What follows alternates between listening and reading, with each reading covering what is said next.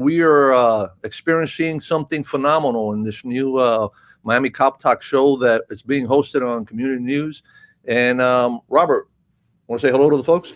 Hello, everyone. You know what, Raul? That voice was pretty good. You have a deep voice. Do it again, please. Well, please. I have to, I have daughters, and I'm the only guy in the house, so I don't get to use my man voice every so often. I come out of the house and I get to use my man voice. When I'm home, less bass in the voice.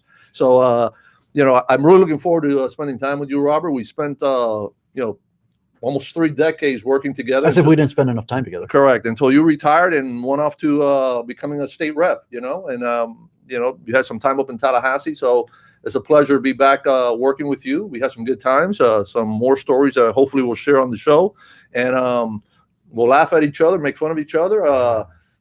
Haircuts. We both got haircuts for the start of the show. Our hairs turn different colors. Yes, yeah, but that's why they sell products out there so you can make them dark. That is correct. Some a little darker than others, but we're working on getting the right blend. All right, excellent. But Raul, let's talk about why we're doing the Miami Cop Talk. We haven't really talked about that much, and what led us to coming up with this. Well, if you live in South Florida and you drive around, you usually see 2 or 3 police cars, either at 87 and Bird or wherever it may be, drinking coffee. And cops love to talk to each other, but we need to talk to the community. We need to engage the community. We need to be able to share with the community. The fact that we could talk to each other and share how we feel and what we think should happen in the community is a beautiful thing, but we need to engage the community. And I know every agency has their own public information officer and their own agency. They have their Twitter and they have their own social media, but we want to do some collective, incident command. We want to have a collective, the NIMS version. We want to have a unified voice to local law enforcement. We hope to have a segment with day chiefs all the time, and we want to be able to have individuals in local law enforcement come to the show and talk to the community, and hopefully have the community members come and talk to us, and we can be that conduit. And it was a great idea that you came up with. That's I guess being in Tallahassee and listening to all the individuals up in Tallahassee complain. You came down back to the community and said, "Let me do something about it." Well, the whole thing is, look, we're going through some trying times, right? And when in the history of this country did you ever see police officers being villainized, right? And let's be transparent. Let's be real clear from the beginning. We know that there's bad cops, just like any other profession, but we also know that police themselves. I spent some years working internal affairs, and I've had the unpleasant, but had to do the job of arresting our own, right? When they commit a crime. Correct. And people don't realize that. This thing that we see officers reaching the public trust, some police officers have used, that's a small percentage.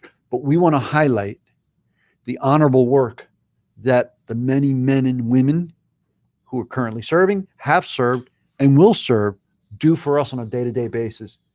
Right? I agree. And I know artificial intelligence is a great thing, but until we get robot cops out there, we're stuck with the humans, and humans are flawed individuals. So we want to be able to communicate to our constituents, the people we serve, how can we do a better job and why we do what we do. Again, police work is not all that glamorous sometimes. It doesn't look good. What do you mean, like transporting tires to the shop? Yeah.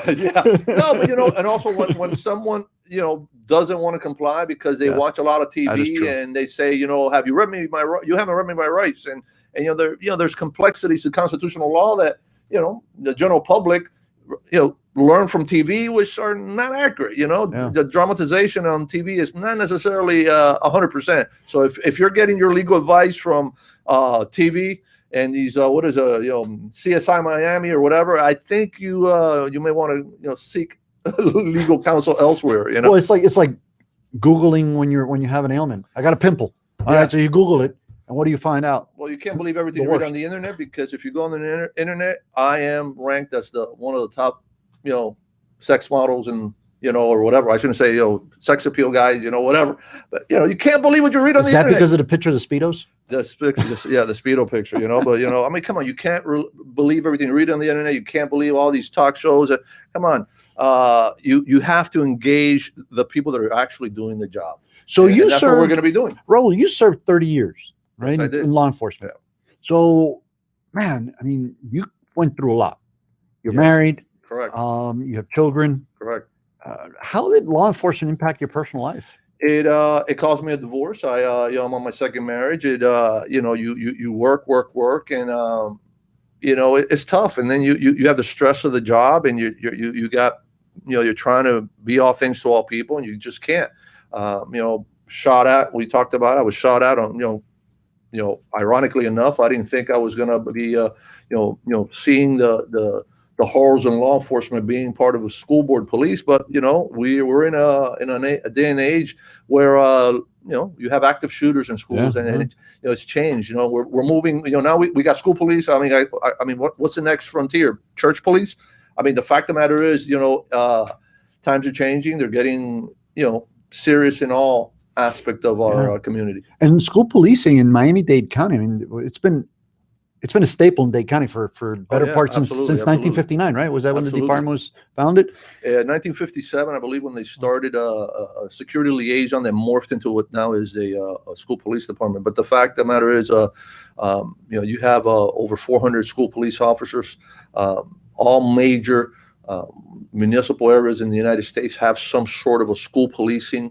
It's just unfortunate. It's a sign of the times. The fourth largest agency in Dade County, police agency? Right about. And we hope to have the chief of the school police on, and we'll be able to and other chiefs on that we can ask them questions. But if there's anything that we can communicate to the community through this Miami Cop Talk show is, let's engage. Don't believe everything you read on the internet. Don't believe unless it's from a reliable source like Miami Cop Talk. But the fact of the matter is, we have to talk to each other. We have to communicate. We have to get valid information in this age of misinformation. Let's get the right information. That's very important. Yeah. So this is a new show that we're launching. Hopefully with the cooperation of the community. We know we have law enforcement on our side. We're going to be talking about some issues. I asked you about what toll has law enforcement taken on your family? Because behind each officer, there's a story, there's an individual. Correct. I think that, I can remember being scared beyond belief and having to charge through and, meet the objectives of the mission at the time. Yeah, and that was just looking in the mirror in the morning before going to work. Getting dressed, right? Getting dressed, yeah. Looking at yourself and scaring yourself. Yeah. Yeah. Not only on Halloween, but beside that, I can also remember many times that I was elated. Yeah. Happy beyond belief, right? Some real good times. Yeah. And sharing the camaraderie, not just with the police, but the community, right? Yeah. And having somebody walk up to me and say, thank you, very seldom happened, but when they did it, man, that meant the world. Or somebody buying you a cup of coffee. Yeah, that actually is one of the things that I talk to my wife and kids about. It's pretty amazing when you walk in somewhere and you order a cup of coffee and they tell you, the person, that was in front of you just paid for your cup of coffee or whatever. Those things, the community. I know there are a lot of people out there that really appreciate the job that law enforcement and police officers do on a daily basis. Some of them are a little bit hesitant to sharing their gratitude, and hopefully we can have people email us at Miami Cop Talk. Visit our website, miamicoptalk.com, and we can engage the community and share some of those amazing stories from birthdays to moments of sadness that we need to reflect on. I think we'll have a real good time, and this will be a great forum for engaging the community. Receiving and transmitting an information that I think is very valid in today's day. Yeah, and it's not just cops, right? It's stakeholders, because police work, policing, public safety, it's a partnership. So Raul, look, people want to know stories, right? And having worked with school police myself for 26 years, worked at the local, state, and federal level on investigations, I can't think of a more honorable job to have served, other than being in the military, which I was part of the military. But man, I can remember some officers going through some real trying times. I don't know if you remember one of our officers. came to our station after responding to an incident where there had been a house that was burnt down, and he had to help try to rescue those children that didn't quite make it. Can you imagine the impact that that causes an officer?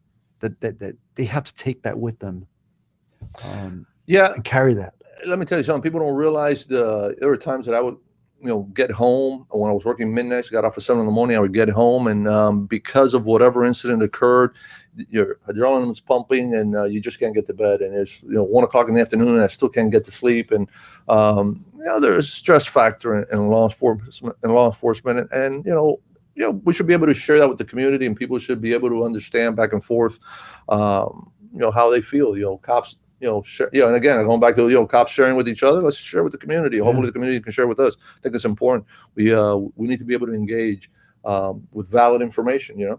And we'll talk about the psychology. Hopefully, we'll have some mental health therapists with us in the near future. We have a trainer that's just talking about coming on the office. I mean, a civilian that trains officers in how to react to those people that have mental health issues. We hopefully will have more chiefs of police on, police officers, and civilians who have been impacted by law enforcement. Right?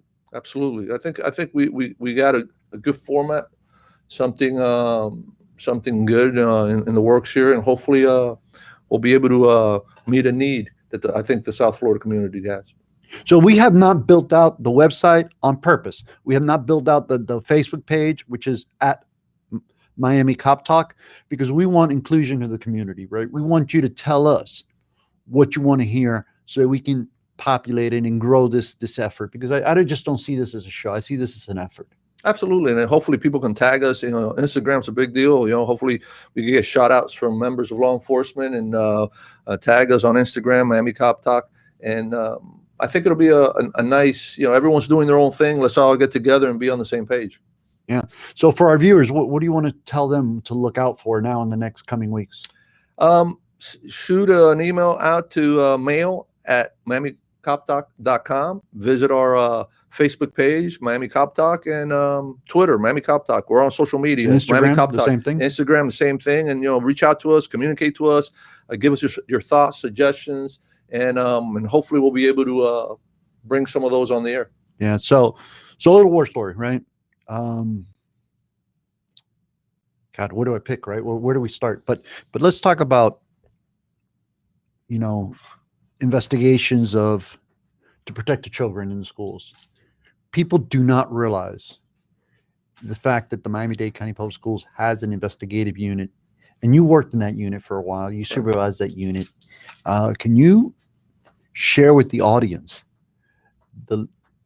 not so much specifics about the cases, but the level of attention and detail that goes into ensuring that the children are protected, and that those crimes that are committed against them or allegations of misdeeds that are reported go investigated? Can you share with them? Absolutely. I'm a numbers guy.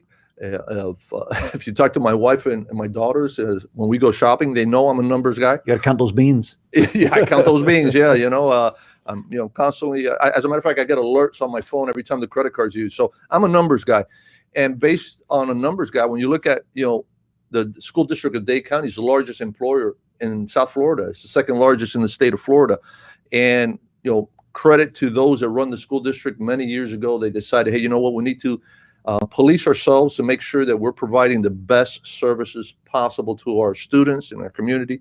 We can't make everybody happy, but the safety of the kids and the students in Miami-Dade County Public Schools is paramount. That there's nothing at a greater priority level that I am aware of. Meeting with superintendent, board members, those that run the district, the safety of our students are paramount. So much so that they have a police officer at every public school.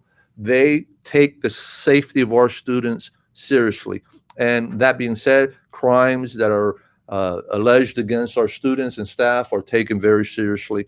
And again, we have a special community in South Florida, especially when it comes to policing our schools. And the protecting of the children doesn't just stop there. It goes. I mean, you guys continue to collaborate with the other agencies. Absolutely. Local, task state, force, yeah. federal. Yeah, we sit on task force.